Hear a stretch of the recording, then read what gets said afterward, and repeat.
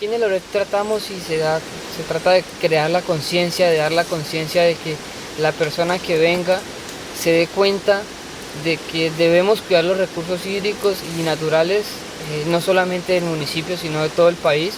Yo doy fe de muchas personas que han venido y se han enamorado y son personas que mantienen viniendo muy seguido y vienen a conectarse con la naturaleza, a conectarse con todo lo que hay aquí en este municipio, en este Caquetá, y es algo que totalmente cambia la vida y la perspectiva de ellos.